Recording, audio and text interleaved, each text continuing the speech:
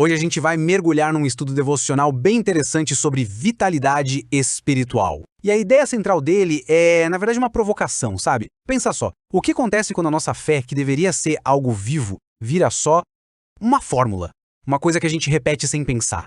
O ponto de partida do estudo é uma pergunta que talvez muita gente já tenha se feito. Sabe aquela sensação de que às vezes os céus parecem fechados? Pois é, e a resposta que ele traz, olha, é surpreendente. Ele sugere que talvez o bloqueio não venha de fora, mas sim de dentro. Ok, mas como é que funciona essa atitude interna na prática? Bom, o primeiro conceito que a análise levanta é justamente sobre o perigo de viver a fé no modo automático. E para a gente entender bem isso, o estudo usa uma história bíblica que muita gente conhece. A análise nos leva para a história de Israel. Imagina só, um povo que era craque na guerra. Sabiam todas as estratégias, já tinham vencido tanto que, bom, a vitória virou rotina, sabe? Eles tinham a técnica, a experiência e aquela confiança perigosa de quem acha que já descobriu a fórmula do sucesso. Só que aí, no primeiro confronto, tudo dá errado. Completamente errado. Apesar de toda essa confiança, ele sofre uma derrota assim chocante. 4.000 soldados perdidos. Dá pra ter uma ideia do impacto? De repente, todas as certezas desmoronam.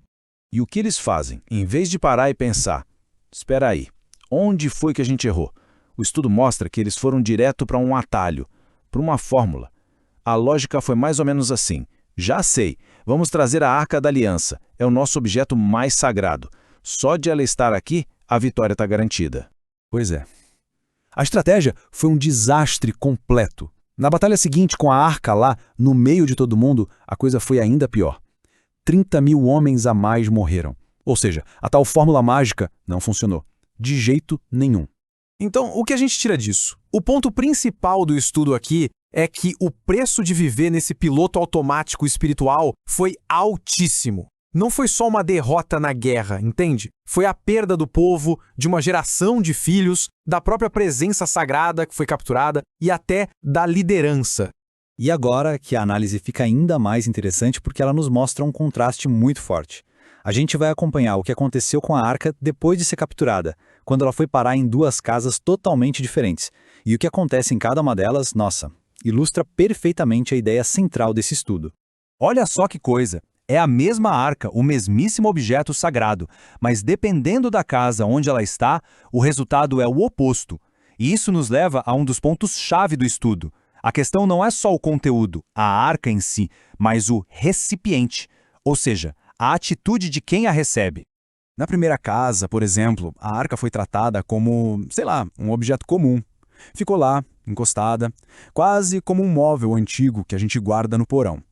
E essa falta de reverência, essa atitude de tanto faz, acabou resultando em 20 anos de nada. Estagnação e, no final, numa tragédia familiar. E essa citação do estudo é muito forte, né? Ela diz que a tragédia não foi um mero acidente. Foi o resultado de uma falha que passou de pai para filho. A falha em valorizar o que é sagrado.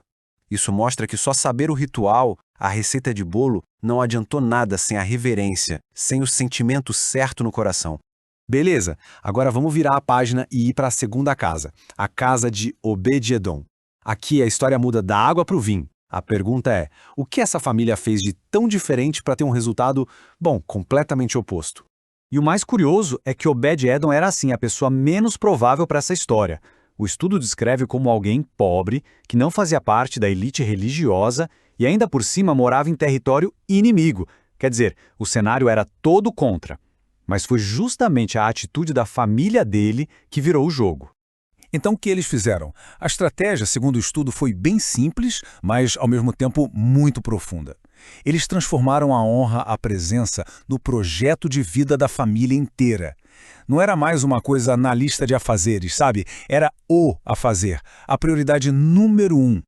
E o resultado disso, olha, é de cair o queixo. Em só 3 meses, aquela família que, segundo o estudo, era tão pobre que precisava da ajuda dos vizinhos para comer, ficou tão próspera que conseguiu comprar terra para todo mundo, para os 68 membros da família. Foi uma mudança radical num tempo muito, muito curto.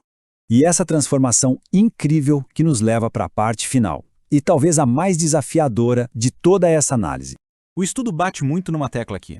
A verdadeira vitalidade espiritual não é algo leve, fácil, que acontece por acaso.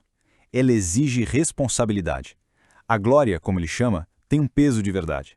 Um peso que precisa ser carregado com respeito.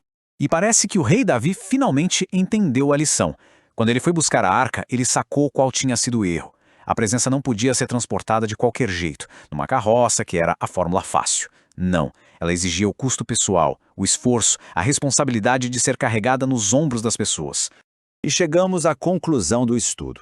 Para viver esse tipo de transformação, existe um preço real. E ele mexe com as coisas mais valiosas que a gente tem: nosso tempo, nossas prioridades, nosso conforto e, acima de tudo, exige a coragem de largar as velhas fórmulas, de desligar de vez o piloto automático. E é assim que a análise termina, nos deixando com uma pergunta bem provocadora. Ela pega essa história antiga e a transforma num desafio bem pessoal, sabe? Um convite para a gente refletir sobre o que estamos dispostos a investir para sair desse modo automático. Porque a questão final não é se tem um custo, mas sim qual será esse custo.